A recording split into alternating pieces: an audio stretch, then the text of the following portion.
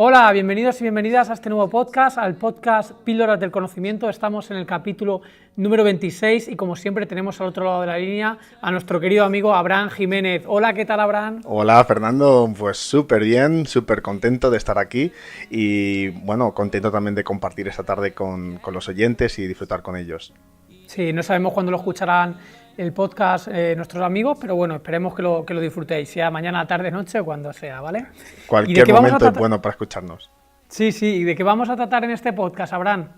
Bueno, pues vamos a tratar un tema que yo creo que a lo largo de la vida de una persona, sea que tenga dinero o no, sea de su nivel económico que tenga, pues siempre va a pasar por esta decisión, ¿no? Y es cómo, si vale la pena invertir en comprarse una casa, si es mejor alquilar, si es comprar, qué cosas tener en cuenta, cómo invertir en inmuebles. Lo que va a tratarse el podcast es básicamente de dos cosas. Por un lado sería de si compensa invertir en real estate, es decir, en inmuebles. Por inmuebles hablamos viviendas, hablamos de trasteros, de oficinas, de garajes, de cualquier cosa que sea tangible, en hoteles, por ejemplo. O sea, esto como inversión y luego, por otro lado, como bien comenta Abraham, llegará un momento en que también tengamos que decidirnos si queremos comprarnos una casa o queremos vivir de alquiler, ¿no? Entonces es la vivienda o el inmueble como inversión y además la vivienda como bien de consumo, es decir, como bien que vamos a usar nosotros para satisfacer nuestra necesidad, que es vivir en ella. Sí, hay que tener en cuenta pues todos estos factores que vamos a estar comentando a fin de, porque al final lo que queremos es que pasados 20, 30 años tengamos la sensación y la certeza de que hemos tomado la mejor decisión en cada momento, y para eso pues intentamos daros algunos tips. Claro, hay que tener en cuenta que siempre que tomamos decisiones, normalmente es imposible predecir el futuro y vamos a tomar decisiones con la información presente, que es información parcial, que no es toda la información que cuando miramos a todo lo pasado hubiéramos tenido. Así que luego también tenemos que recalcar que en este podcast nos estamos basando en datos históricos, datos promedios. Hay que tener en cuenta que las legislaciones son variables, que el futuro no tiene por qué tener concordancia con lo que ha pasado en el pasado, aunque bien es cierto que se suele decir que si el futuro exactamente no es igual como el pasado, pero suele rimar. Sí, exacto. Y también tener en cuenta que no es lo mismo vivir en Madrid que vivir en Cuenca, ¿no? O dependiendo de dónde vaya a vivir uno dentro de su ciudad, también puede variar, evidentemente. Pero sí que vamos a dar datos que van a hacer pensar y van a hacer que uno pueda tomar en cuenta esos datos para tomar una mejor decisión a la hora de invertir o no en real estate.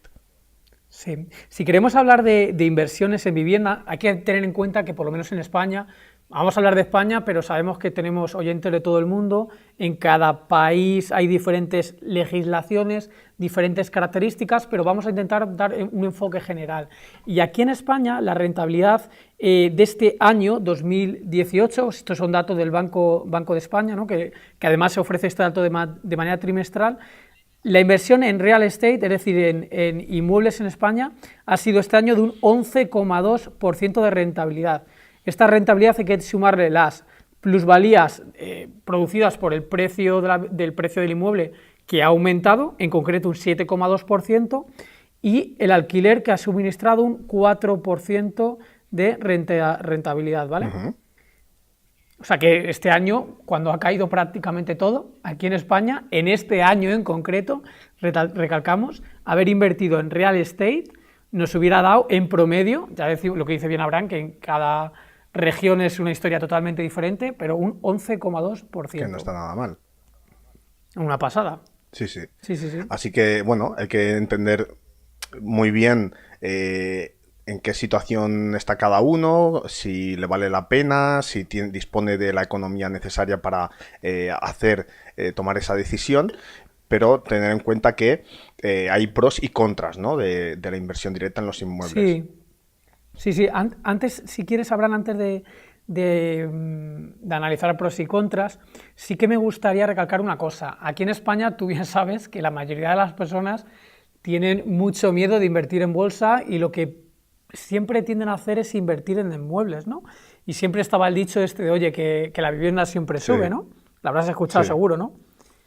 Pues bueno, si miramos los datos históricos, estamos hablando de datos a nivel casi te diría que mundial y tirando la vista a ciento y pico de años para atrás, es que lo normal, la rentabilidad obtenida en la vivienda como inversión, sin alquilar, ojo, sin alquilar, comprar un piso solamente para mantenerlo, como si dijéramos un buy and hold del piso, la rentabilidad es real, es de cero. Es decir, normalmente la vivienda sube en promedio al mismo nivel que la inflación. Sí. ¿Vale? Sí, ¿Me sí. sigues? O sea, y además tiene mucha lógica, porque al final la vivienda normalmente suele crecer según va subiendo el poder adquisitivo del país, ¿no? ¿Vale? Sí, sin embargo, hay épocas en las que, bueno, claro que que el IPC ha bajado mucho y también es verdad que ha ido muy en línea, ¿no? La rentabilidad de la vivienda. Estos son promedios. Por ejemplo, tenemos aquí un dato delante de junio, aquí la burbuja inmobiliaria en España, de junio del 2000 a marzo del 2008, datos del Banco de España, la rentabilidad tuvo de la vivienda un 20%, lo cual es una auténtica barbaridad. Y luego, sin embargo, entre 2008 y 2014 tuvo una rentabilidad hasta de 10% Sí. negativo. Actualmente hemos dicho que está en 11,2. Entonces, decimos eso, que históricamente el precio de la vivienda se mueve correlacionado con la inflación, dando una rentabilidad real de cero. Y el alquiler, más o menos, se mueve en una horquilla de entre el 3 y el 6% de rentabilidad. Entonces, ¿qué rentabilidad esperada podemos obtener si queremos invertir en vivienda o en inmuebles? Estamos hablando de promedios, como siempre, ¿eh? Pues algo muy similar entre un 3 y un 6%. Y si tenemos en cuenta que, por ejemplo, el índice mundial ha obtenido una rentabilidad de, vamos a ponerle un 4%, y el S&P 500 un 6,6%, vemos que la inversión en vivienda y invertir en bolsa bastante similar, un poquito por encima en bolsa, pero no mucho más. Están por ahí las cifras, ¿eh? Sí, lo que pasa que es verdad que invertir en tema inmobiliario es, te esclaviza más, ¿no? No sé si estarás de acuerdo, porque comprar una vivienda no es tan sencillo como comprar y vender acciones. Comprar y vender una vivienda requiere de más papeleo, de más dinero para poner a tu nombre los documentos, la propiedad, y entonces no tiene tanta facilidad. Sí, aquí tenemos apuntado eso, que tiene probablemente más gasto de tiempo y dinero. Ojo con esto, también es más difícil diversificar porque tú puedes comprar un índice yo qué sé, un índice, por ejemplo, de la bolsa europea y tienes mucha diversificación, o el índice mundial. Sin embargo, para que con tu dinero comprando inmuebles tengas suficiente diversificación es bastante Claro, complicado. hombre, si dispones de muchísimo capital y compras en Madrid, compras en Mallorca, compras en Valencia, compras en Londres, pues así sí vas a diversificar, pero si Pero es pero complicado. claro, tienes que disponer de mucho capital, ¿no? Cuando hablamos de Sí. más o menos la media de lo que nos están escuchando. A lo mejor, ¿cuántos oyentes tienen 10 millones de euros en el banco? Seguramente no serán muchos. Ojalá que sí, sería buena señal. Sí. Sí, total. Y luego además, ¿qué pasa eso? Que además es menos líquido, es mucho más complicado deshacerte de un inmueble a buen precio que deshacerte de compañías, de participaciones, de bolsa, o sea, de acciones propiamente dichas. Pero sí Sí, tiene ciertos sí, es pros, ¿no, cierto. Abraham? Es verdad que tiene menos volatilidad que la bolsa. Nunca se ha oído que de repente una casa se vaya a cero, una propiedad, ¿no? Segura, podremos decir casi que no va a suceder. Sin embargo, en la bolsa, pues sí Bueno, ha habido. En Bueno, Venezuela, sí, sí, expropiese. sí, tienes razón. No he dicho nada, pero es verdad que son casos extremos, ¿verdad? Que no Sí. es lo normal. Sin embargo, bueno, en bolsa puede haber alguna empresa que quiebre, ¿no? Entonces hay menos riesgo de Sí. quedarte a cero. Menos riesgo, ¿eh? Nunca podemos decir que no vaya a suceder. Incluso para algunas personas, ver ese flujo de caja, ¿no? Que te genere quizás alquilar una propiedad que has comprado, pues le genera esa dopamina en el cuerpo que le da ese bienestar y es a lo mejor tendría más rentabilidad invirtiendo en bolsa, pero ese bienestar le genera lo que necesita para ser feliz. Sí, como mucha gente ve la bolsa como algo muy difícil, muy complicado, como un casino, y sí que ve como más tangible invertir en vivienda. Dicen, oye, mira, que yo tengo aquí mi vivienda y no está bajando y subiendo de precio cada día ni cada minuto. Y además, como ven el flujo constante del alquiler, de las mensualidades, pues lo ven como algo muy, muy bueno, aunque ya hemos visto que la rentabilidad está en eso, entre...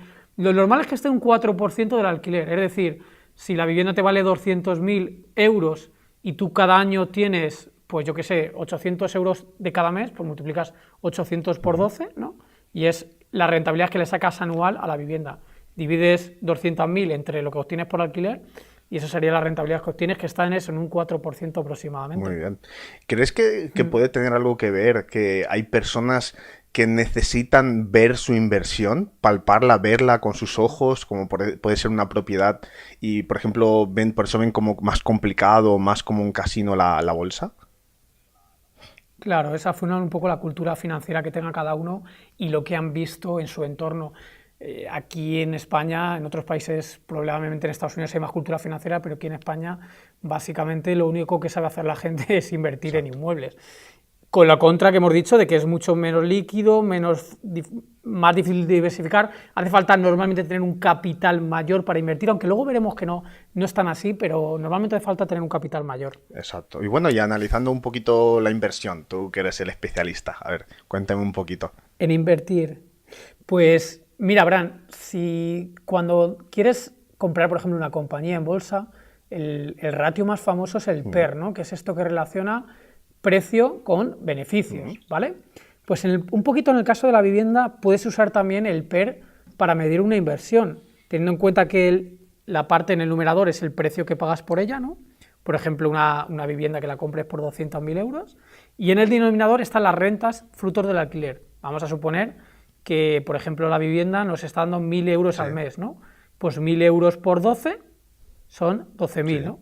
Entonces tenemos que la vivienda nos ha valido 200.000 y hemos obtenido 12.000 euros al año, pues eso nos da un PER de 17, ¿vale? ¿Y qué quiere decir este PER de 17? Abraham, ¿tú te imaginas qué quiere decir? Bueno, pues que vamos a tardar 17 años en recuperar la inversión a través de ese alquiler. Exactamente, exactamente. Es lo mismo que en las compañías. Cuando compramos a PER 25, quiere decir que tendríamos que esperar 25 años con el beneficio actual en ese año de la compañía repetido 25 veces para que nos pague la inversión. ¿Vale? Sí. Decir que actualmente, ojo con esto a la gente le va a interesar, en promedio, en España, actualmente estamos con un ratio PER en inmuebles, sobre todo en vivienda, de 25, ¿vale? ¿Y por qué? Dado la enorme subida que ha tenido el precio de venta y un poquito más, o sea, aunque pensamos que los alquileres están caros, los alquileres están caros, pero ha subido mucho más el precio de la vivienda. Por eso este ratio PER está en 25. Si el alquiler hubiera subido o más de lo que ha subido, este ratio sería menor. Más o menos me sigues, ¿no, Abraham? Sí, de hecho, bueno, ahí tenemos un dato anotado, ¿no? De que cuando hubo la burbuja inmobiliaria, en 2007 llegó a un PER de 33. O sea, es Mm, que la burbuja era tan tremenda que los precios eran desorbitados. mm. Y al concluir en 2008 cayó a 27. Lo que sí que me gustaría recalcar una cosa. Vamos a ver, este PER está bien mirarlo de cara a invertir en vivienda. A invertir, no a comprarlo para vivir. Porque aquí estamos suponiendo que este PER se calcula con las rentabilidades fruto del alquiler. Si estamos pensando en comprar para vivir, o sea, no como una inversión, sino como Ujú. algo tangible de consumo, no tendríamos que usar este ratio PER, tendríamos que mirar comparables, ¿no? Y de cómo ha ido evolucionando el precio de la vivienda, etcétera. Pero ojo, el PER es como inversión, Claro. ¿vale? Y si queremos puntualizar, Abraham, ¿qué otras o qué formas tenemos, qué estrategias tenemos de invertir en inmuebles? ¿Qué posibilidades? ¿Cuáles se te ocurren? Pues tenemos, por ejemplo, la inversión directa de inmuebles.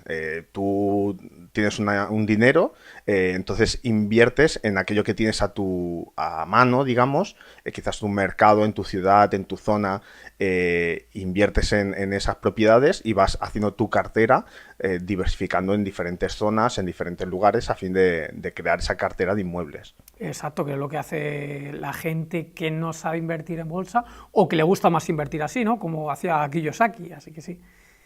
Luego la otra opción, que a lo mejor es menos conocida, es acceder a los inmuebles vía mercado de valores, ¿no? Vía bolsa.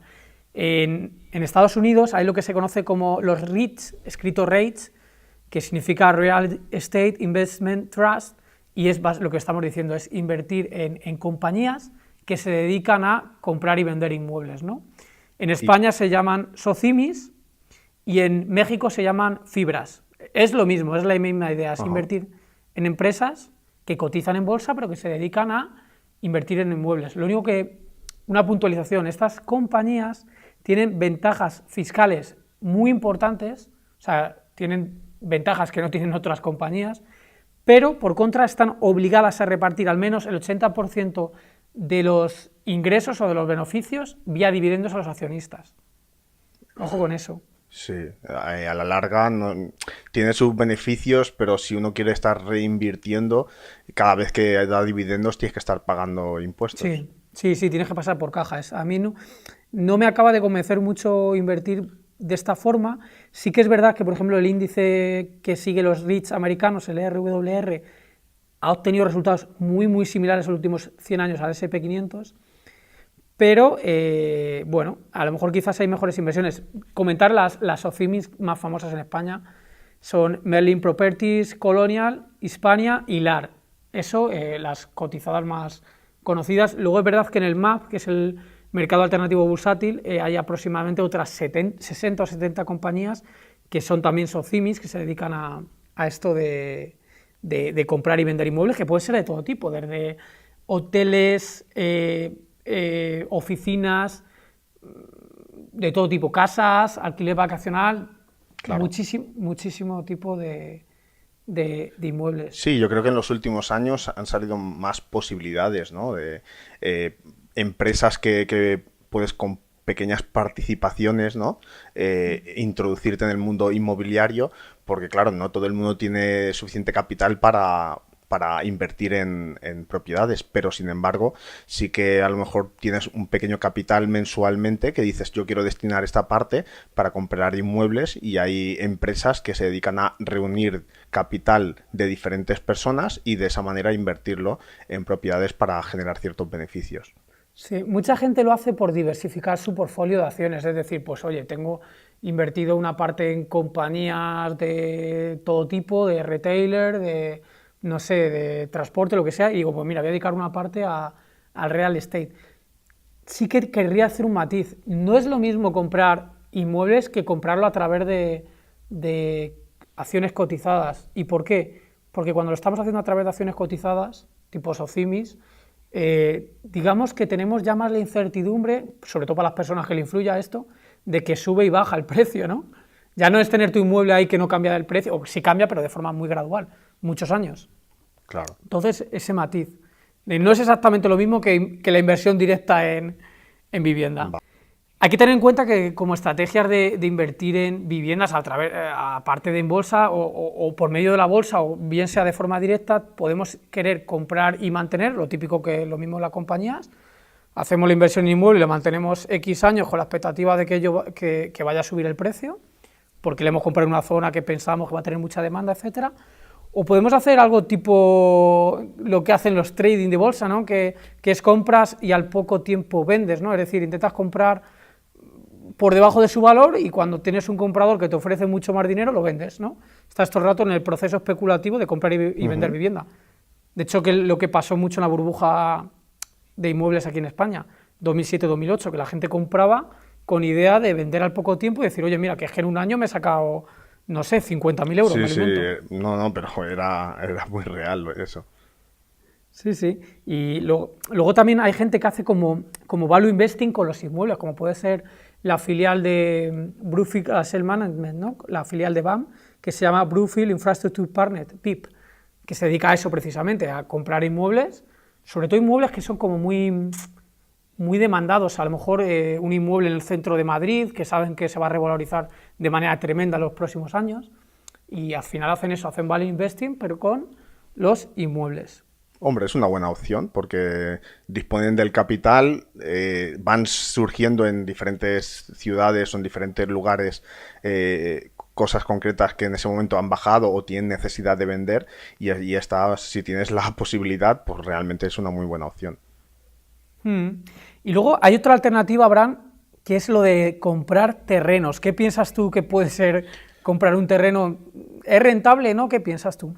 Hombre, es muy buena opción porque, claro, tú compras un terreno, el terreno, claro, ya depende del precio cuadrado, ¿no? Por ejemplo, en Madrid, ¿no? El metro cuadrado urbanizable está en unos 1.100 euros el metro cuadrado, ¿no? Pero claro, tú ahí luego haces un proyecto, construyes unas viviendas y luego, claro, se multiplica el precio del valor sobre el que tú has invertido, se puede multiplicar. Por tanto, es una muy buena opción para tener en cuenta y que se le puede sacar una muy buena rentabilidad. Ojo que además lo del comprar terrenos no es solo como inversión, porque puedes comprarte un terreno para construirte tu propia casa. Y además tiene una ventaja, si tú lo compras un terreno a un precio que sea más o menos asequible, ya te desligas del precio de la vivienda que está sometido a la oferta y la demanda, ¿no? Es decir, me lo invento, ¿no? Baja un poco el precio de los terrenos y en lugar de por 100.000 euros te lo compras por 90.000. Una vez que tienes ya tu terreno, te puedes mandar construir la casa y te da un poco igual que en ese momento las casas estén desorbitadas de precio, porque tú ya tienes tu terreno comprado en el momento que consideraste más oportuno. Exacto, y además que es que te estás eliminando un montón de intermediarios, como puede ser, bueno, el constructor, una promotora, tú contratas a tus trabajadores, te buscas tu arquitecto y te construyes tú, y de esa manera ahorras al máximo lo que otros intermediarios te estarían sumando al precio final. Por tanto, yo lo veo muy buena opción. Sí, y construyes con tus calidades, con tu estilo, o sea, a tu gusto, probablemente sin vecinos pegados. O sea que, exacto, sí, sí, sí. Sí. Luego, nos gustaría aquí remarcar una cosita, ¿eh? No es lo mismo, o no confundir el precio del metro cuadrado urbanizable, que es el precio del terreno, o sea, del metro cuadrado del terreno, con el precio del suelo urbano. El precio del suelo urbano es el precio del metro cuadrado de la vivienda. En un terreno podemos construir en vertical y por eso le sacamos tanta plusvalía, porque el precio del terreno se convierte en muchos metros en vertical de suelo urbanizable. Claro, no sé a qué precio debe estar el metro cuadrado de una vivienda en Madrid, pero debe ser bastante alto, aunque hay que decir que aquí en Mallorca el precio de la vivienda en terreno urbano es muy alto también. Sí, sí, totalmente de acuerdo. Vamos a resaltar también una última forma de invertir en viviendas, de invertir en inmuebles, y es aprovechando todo el tema de la economía colaborativa, que es invertir en inmuebles de forma directa usando crowdfunding, es decir, eres un propietario de una pequeña parte del inmueble y esto se hace gracias a plataformas que ponen en común inversores o pequeños inversores. Por ejemplo, la más famosa es Housers. Housers te saca las viviendas, la fotografía de las viviendas y qué rentabilidad ha obtenido con cada una de estas viviendas. Ellos anuncian más o menos rentabilidades de entre un 4 y un 11%, ¿vale? Así que es otra forma de invertir en inmuebles usando todo el tema del crowdfunding. Y si quieres, Abraham, vamos a destapar un poco el melón, vamos a tratarlo un poquito por encima, el eterno debate de si es mejor comprar o alquilar. Siempre nos han vendido nuestros padres y abuelos que es mejor comprar que alquilar, porque si no estamos tirando el dinero, pero lo que no estaban teniendo en la ecuación es que, claro, es mejor comprar que alquilar siempre y cuando no inviertas. Si estás invirtiendo, la cuenta hay que hacerla, hay que hacerla muy en detalle, ¿vale? Sí. Entonces, si quieres, vamos a hacer un supuesto, Abraham. Sí, bueno, vamos a empezar diciendo que tenemos 200.000 euros invertidos, ¿no?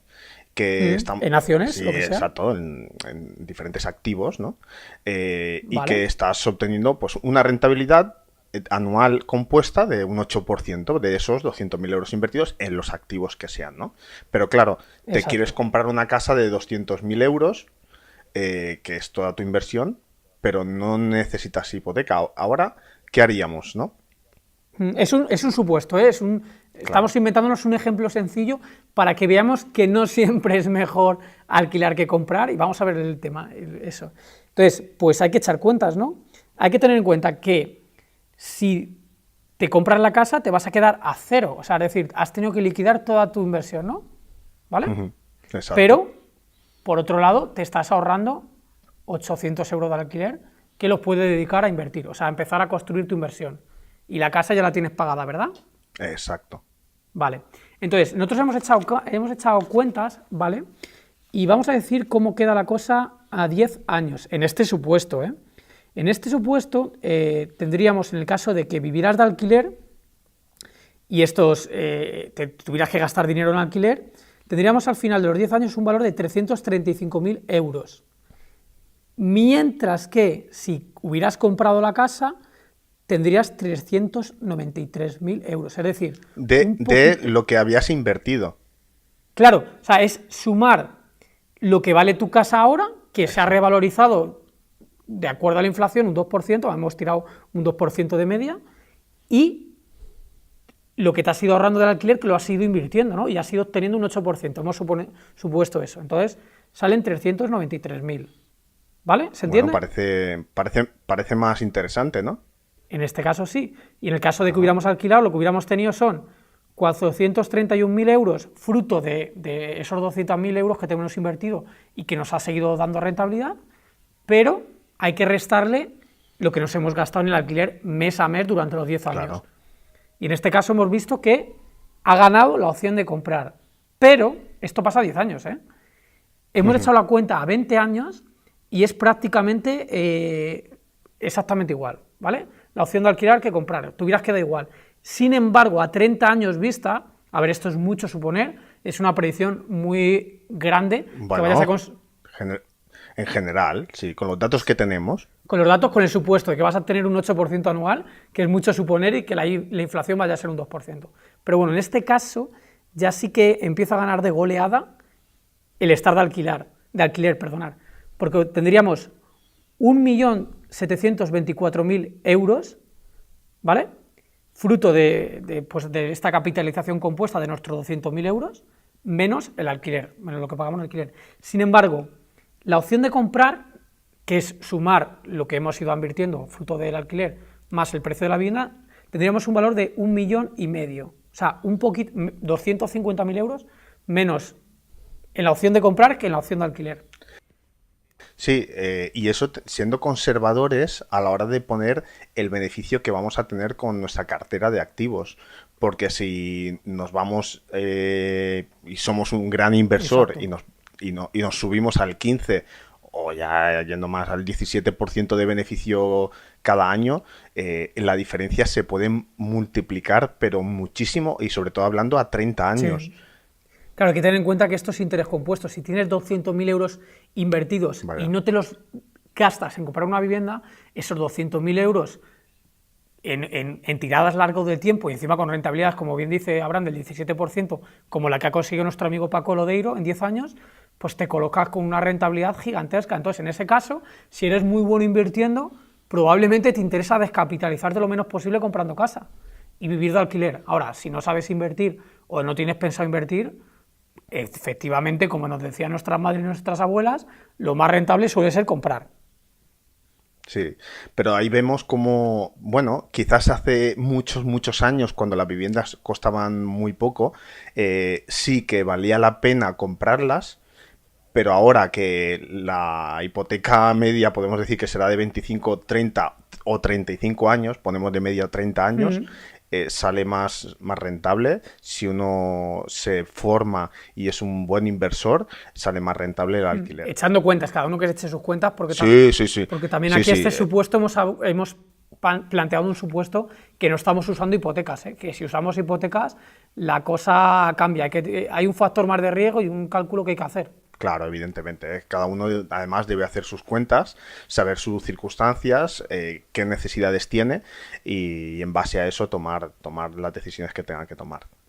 Pero muy interesante, me ha gustado este análisis sobre si alquilar, comprar, porque más de uno abrirá los ojos sobre el cuento de la abuela, ¿no? De de que es mejor. Que la abuela no sabía invertir, entonces Pobrecita. la historia cambia, claro. Exacto. Oye, y me gustaría ahora seguir con algunos consejos, pero no me gustaría olvidarnos de que si te está gustando este podcast, que le des a al corazoncito que te aparece en iBooks o que aparece en Spotify. Y sobre todo que compartas con nosotros qué opinas, que dejes en los comentarios qué cosas te interesan, qué curiosidades te despiertan este podcast, qué dudas tienes, porque de verdad vemos y respondemos a todos los comentarios y realmente nos gusta que haya una interacción entre nosotros y vosotros, y de esa manera pues sigamos conociéndonos y sigamos también un poquito cumpliendo vuestras expectativas. Sí, totalmente. Así que estáis invitados también a participar en la página web pildorasdelconocimiento.com, a registraros, a formar parte de la familia, a dejaros también vuestros comentarios ahí en la página y de esa manera que la familia siga creciendo. Y bueno, después de este off topic, seguimos con algunos consejos, ¿no, Fernando? Sí, hemos recopilado unos consejos súper interesantes de cómo podemos conseguir aminorar el precio de las compras de inmuebles. Son consejos que son difíciles de encontrar, no nos lo suele contar nadie, y vamos a describir por lo menos una veintena de ellos, así que le vais a sacar máximo partido. El primer consejo de todos sería, bueno, pues que veáis el podcast que hicimos en estrategias de negociación, que os va a ayudar probablemente a conseguir precios mejores, sabiendo negociar. Y como no, fijarte en algunos detalles, como puede ser que si tienen malas fotos o tienen pocas o directamente son sin fotos, si hay menor demanda, pues saldrá más barato comprar, así que es una buena idea fijarse en este detalle. Otra idea, muy relacionada con lo que acabas de comentar, es fijarte en anuncios sin descripción o con descripción incompleta. Puede ser una oportunidad de compra que mucha gente no entre en el anuncio simplemente por este detalle. Sí, y luego hay algunos anuncios que llevan mucho tiempo a la venta. Puede ser un anuncio, una vivienda que en ese caso ya estén más dispuestos a rebajar el precio por el tiempo que lleva. Quizás necesiten ya vender por el tiempo que lleva. Fíjate también en viviendas que sean aparentemente feas, feuchas, ¿no? Pero que se puedan reformar. Muchas veces los problemas que son meramente cosméticos, que no son estructurales, una vez que lo cambias le sacas una plusvalía muy grande. Entonces fíjate en ese tipo de viviendas. Y luego ser el más rápido. Hay aplicaciones que te llegan alertas de las que tú programas para que te avisen de anuncios que están recién puestos. De esa manera, si tú eres el primero en llegar, es posible que seas también el primero en llevarte una buena ganga. Luego el siguiente tip es busca vendedores forzosos. ¿Cómo se hace? Pues intentando descubrir la razón por la que realmente se está vendiendo la vivienda, ¿vale? Normalmente es cuestión de preguntar e insistir mucho. Y en este caso de que preguntes y tal, te ganes la confianza, quizás identifiques vendedores que son forzosos, ¿no? O que realmente identifiques que hay un problema real, por lo que sea mejor descartar esa vivienda y no comprarlo. Caso de ejemplo de vendedores forzosos, cuando un banco saca a subastar viviendas porque la ha embargado, ¿no? O por ejemplo una hipoteca inversa, que es una persona mayor que quiere obtener unas rentas por su vivienda, digamos que vende la vivienda pero antes de morirse, ¿no? Y sigue disfrutando de ella, que el banco le va dando unas rentas, ¿no? Se llama hipoteca inversa. Pues en este caso normalmente el precio es menor de lo que se vendería a precio real, ¿no? Es un vendedor forzoso, necesita dinero para vivir y lo vende como hipoteca inversa. Muy bien, ¿eh? Algo a tener en cuenta también es que a veces podemos saltarnos los intermediarios, ¿eh? A veces, no siempre, por si hay exclusividad, no podemos. Pero si podemos, y lo conseguimos hacer, por ejemplo, tocando a los vecinos, preguntando por el presidente, preguntando por de quién es esa propiedad, podemos ahorrarnos un buen dinero por esos intermediarios que siempre se van a llevar un pellizco. Otro tip es no seas un comprador forzoso, es decir, lo que comentábamos en el podcast anterior, no caigas en el síndrome de comprador de casas. Ten varias alternativas sobre inmuebles, varias propuestas, no te enamores por algo exactamente en concreto, ¿no? Porque ese apego te puede hacer que pagues más de la cuenta. Entonces tienes que estar dispuesto a romper el acuerdo a la mínima y bueno, sustentarlo en realidad, ¿no? Si estás dispuesto a romperlos porque tienes otras alternativas. Y bueno, que no falte también el tip de si puedes, paga al contado, ¿eh? Porque de esa manera puedes ahorrar dinero y es más fácil pedir un descuento o negociar el precio porque tienes ahí el dinero contante y sonante y la persona puede estar más dispuesta a negociar. Sí, otro tip, otra forma de a lo mejor conseguir precios baratos es comprar viviendas de protección oficial que normalmente tienen un importante descuento, aunque es verdad que normalmente te bloquean como 10 o 15 años hasta que lo puedes volver a vender o que lo puedas alquilar a precio de mercado. Sí, incluso a veces tienen un límite de precio establecido, es verdad, sí. Mm. Y bueno, y si realmente dominas el tema del apalancamiento, pues oye, puede ser una alternativa para maximizar los resultados y de esa manera tener en cuenta que la volatilidad suele ser menor que en renta variable. Sí, normalmente apalancarte o es comprar con dinero que no tienes. En renta variable es muy peligroso porque hay mucha volatilidad. Es verdad que en inmuebles, al haber menos volatilidad, pues el riesgo está un poquito más controlado. Aunque mucho ojo con esto, nada más que usar apalancamiento si realmente tienes experiencia y eres bueno, ¿vale? Luego otro tip que me ha gustado mucho es el llamado método Colombo. Sí. ¿En qué consiste el método Colombo? Es muy gracioso. Es irte a las inmobiliarias que tienes cerca de la zona donde quieres comprar y decirles así un poco haciendo un poco de detective Colombo, ¿no? Te acercas allí y le dices, oye, que es que estoy deseando vender un inmueble porque es que me tengo que ir de esta zona, me tengo que ir al extranjero.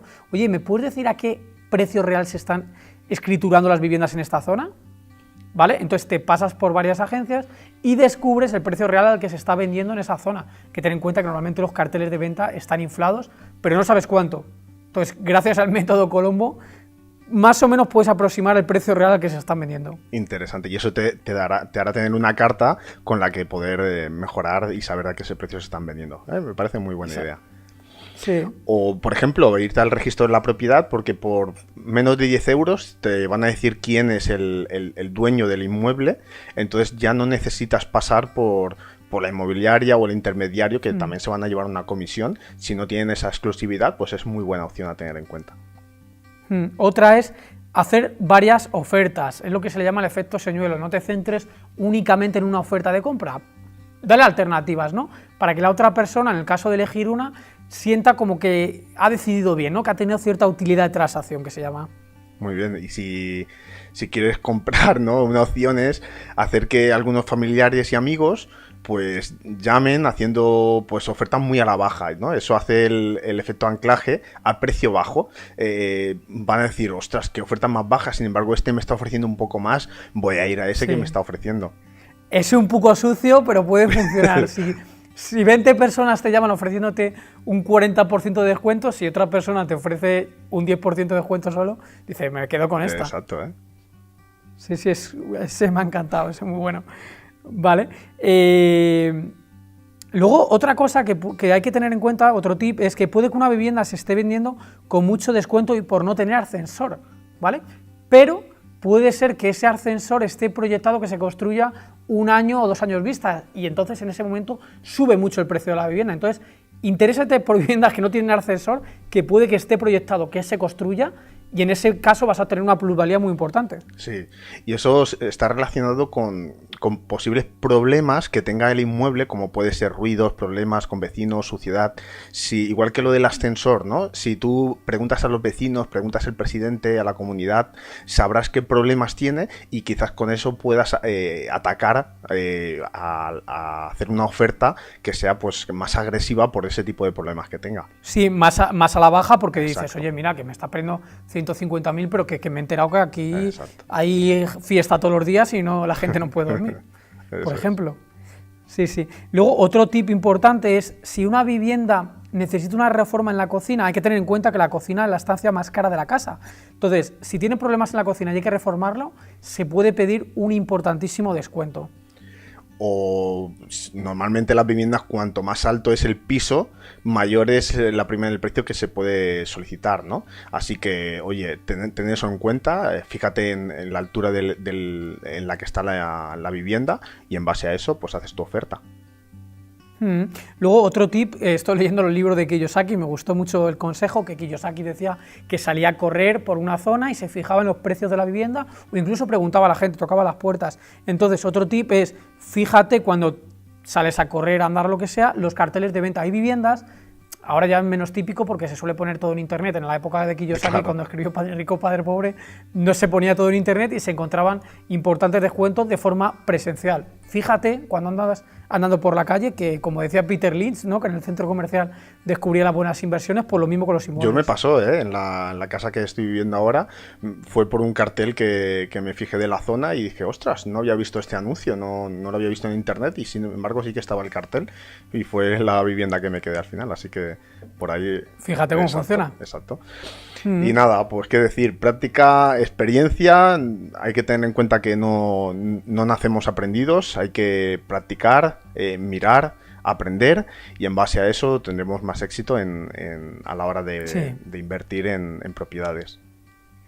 Hay que tener en cuenta que somos mejores fijando el precio de las manzanas porque lo hacemos habitualmente, pero si no somos profesionales de los inmuebles, nos va a costar más saber cuál es un precio adecuado. Entonces, para eso, fijaros en esto que estamos comentando, estos métodos para saber obtener descuentos, el PER para saber si es una buena rentabilidad, etcétera.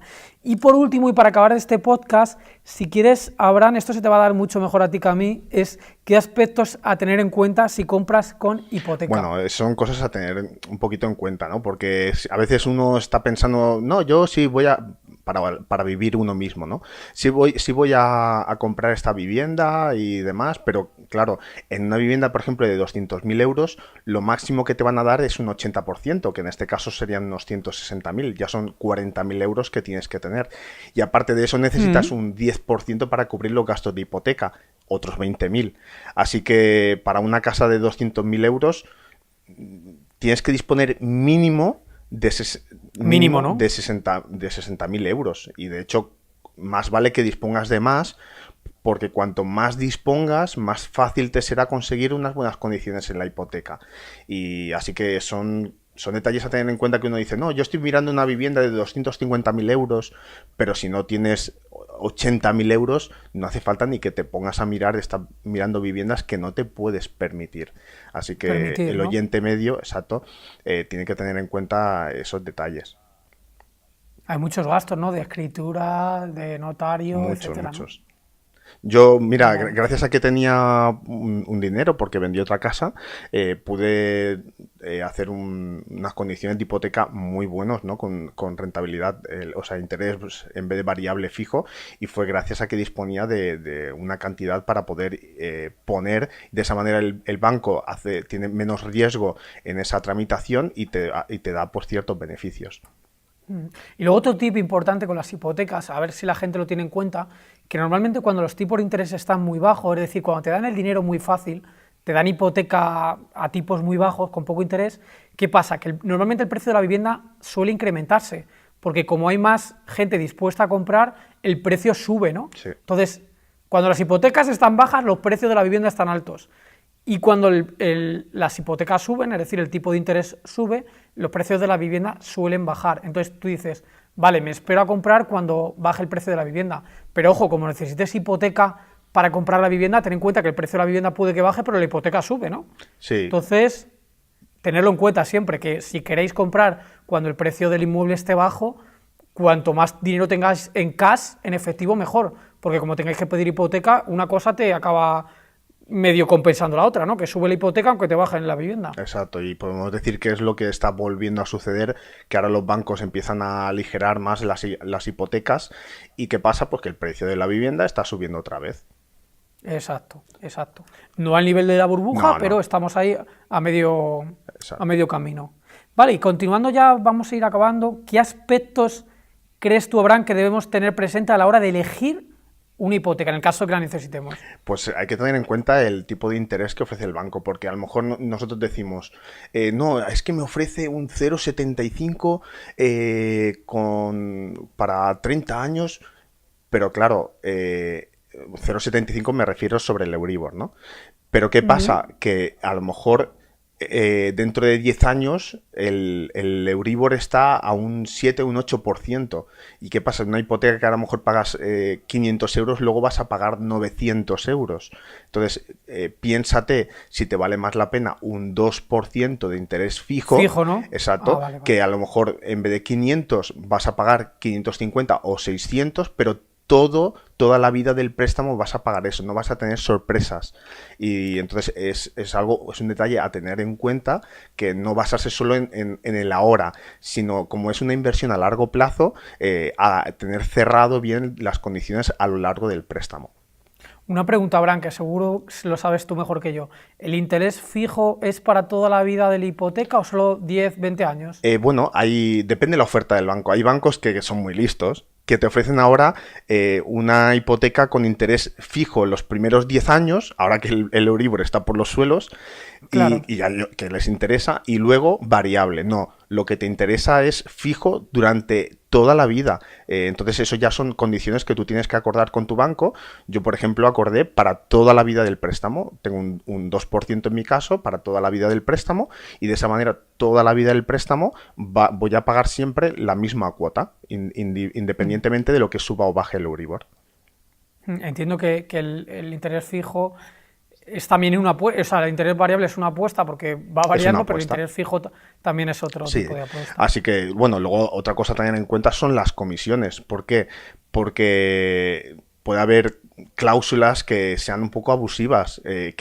Por ejemplo, ¿qué comisiones hay por apertura, por compensación o por cerrar el préstamo?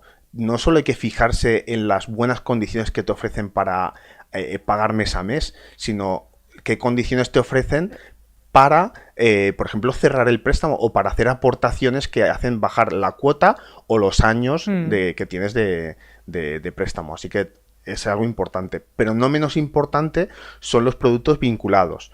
¿Por qué? Sí. Porque a veces te meten seguros de vida, seguros del hogar, que son carísimos y que quizás al final del préstamo, entre cogerlos por tu cuenta o coger los que el banco te está obligando en algunos casos, puede haber una diferencia en la vida del préstamo de 10.000 euros. Así que es mucho más importante de lo que parece los productos vinculados. Hay que analizar todo punto por punto. Ahí habrá lo que te están metiendo es un poco una bola baja, ¿no? Te dan claro. unas condiciones muy buenas, pero no te cuentan toda la letra pequeña de todo lo que te va a sumar vía comisiones, vía productos vinculados, ¿no? Exacto. Así que no hay que ser espabilado e ir preparado para la negociación, porque ellos se basan mucho en ofrecerte buenas condiciones que digamos te parezca pintan bien, ¿no? Exacto, que pintan Claro. bien, y que en el momento pues voy a pagar tanto y esto es lo que voy a pagar, pero no tienes que fijarte en lo que vas a pagar dentro de 10 años y en lo que vas a pagar año tras año por esos productos vinculados. Así que es súper importante. Igual de importante es el plazo de devolución. Tú piensas que cuanto más años estés pagando esa hipoteca, pues más se va a multiplicar el coste final del inmueble que estás comprando. Así que son aspectos que hay que tener en cuenta. Yo de plazos te quería contar una anécdota, Abraham. Mi padre era director del Banco de Santander y esto me lo ha contado. También me anticipó lo de la burbuja cuando iba a llegar. Ya en 2005 me empezaba a decir, bueno, esto se lo va a pegar que no veas. ¿Sabes qué pasa? Que antiguamente te daban, no sé, 10 años de hipoteca, ¿no? Y menos incluso. Yo creo que mi padre se compró la casa con apenas 3 o 4 años de su trabajo. O sea, no estaba como ahora a 30 años. Entonces, luego empezó también la mujer a entrar en el mercado laboral y lo que antes eran 10 años se convirtió en 20, luego en 30. Luego, además, no solamente te financiaban la casa, sino que te financiaban la casa, Vaya. el coche y que te construyeras una piscina, ¿no? Pues así pasó luego lo que pasó, claro, que una burbuja de deuda pues gigantesca. Vaya, y por desgracia al final pues pasó lo que tenía que pasar, que explotó. Así que bueno, lo importante es aprender de los errores, ¿no? De fallar con éxito, como tiene el curso nuestro amigo David Huerga. Por cierto, estoy haciendo el curso y me está entusiasmando, y animo a todos a pasarse por la página web Falla con Éxito, y de verdad que es muy interesante. Y así, siguiendo con los últimos aspectos a tener en cuenta antes de comprar una casa, queremos dar algunos tips que a lo mejor pueden pasar desapercibidos, pero que una vez te has comprado la vivienda, puede ser que te digas, vaya, esto se me ha pasado por alto. Pues hazte un checklist y que no se te pase ninguna de las cosas que vamos a mencionar. Sí, porque la puedes, entre comillas, cagar bastante, ¿no? Entonces aquí es una cosa que vas a hacer pocas cosas en tu vida y más te vale que aciertes y que lo revises bien, sobre todo si no es como inversión. Si es como inversión, si vas a hacer muchas inversiones, pues bueno, pues a lo mejor te influye mucho, pero si es comprar como bien de consumo para ti, para vivir, pues lo que decimos, tenemos aquí una lista de cosas que te deberías asegurar. Yo empiezo diciendo, porque a mí me molesta bastante el tema ruidos, así que digo que te intentes asegurar de dónde te estás comprando la casa, qué tipo de ruidos tienes, si tú tienes ruidos de vecinos, ruidos de centros comerciales, ruidos de coches, lo que sea, cualquier cosa que te pueda hacer estar incómodo y también baje un poco el valor de la vivienda. Muy bien, ¿eh? O, por ejemplo, algo tan sencillo como dedícate, aunque sea delante del propietario, a darle a los interruptores, encender y apagar, ver si funcionan y de esa manera que no te encuentres luego sorpresas. Sí, luego otro tip, por ejemplo, comprueba que hay buena cobertura en tu teléfono, o sea, que hay zona de cobertura, o sea, hay buena cobertura en esa casa, o, por ejemplo, otro tip súper importante, verifica la orientación de la casa. Todos sabemos que hay orientaciones que son mejores que otras, sobre todo desde el punto de vista térmico, para ahorrar dinero en calefacción o en aire acondicionado. De igual forma, con última planta no tienes ruidos de la parte superior, pero sobre todo si es ático, va a tener un gasto mucho mayor en mantenerlo térmicamente. Sí, y por ejemplo, ¿no? Mira, aquí un oyente del podcast nos recomendó también un tip, ¿no? Que es recordar que un ático es mucho más caro de mantener por la exposición directa del clima y más posible de tener goteras, ¿no? Así que es algo muy a tener en cuenta. Así que gracias, Jota, por darnos este tip y y gracias a ello pues lo comentamos aquí. Sí, a mí me gustan mucho los áticos, pero hay que tener en cuenta esto. Está mucho más gastos en derramas y mucho más gastos térmicos. Muy bien, pues hemos dicho, creo que muchos detalles a tener en cuenta. No sé si quieres mencionar alguno más, Fernando. No, yo creo que está bastante completo. Hemos dado un montón de consejos de cómo obtener mejores precios, qué rentabilidad podemos tener fruto de la inversión, si es bueno comprar siempre versus alquilar. Entonces, yo creo que ha sido un podcast muy completo y que le vais a sacar un montón de valor. Sí, que a veces creo que vale la pena incluso ponerse con boli y papel y tomar nota para que no se os pase ninguno a la hora de tomar la mejor decisión. Esperamos que os ayude, esperamos que os guste, esperamos que hagáis buenas compras, sea de inversión o para vivir, y que de esa manera juntos sigamos creciendo. Pues nada, chicos, nos vemos. Un saludo, hasta el siguiente. Chao.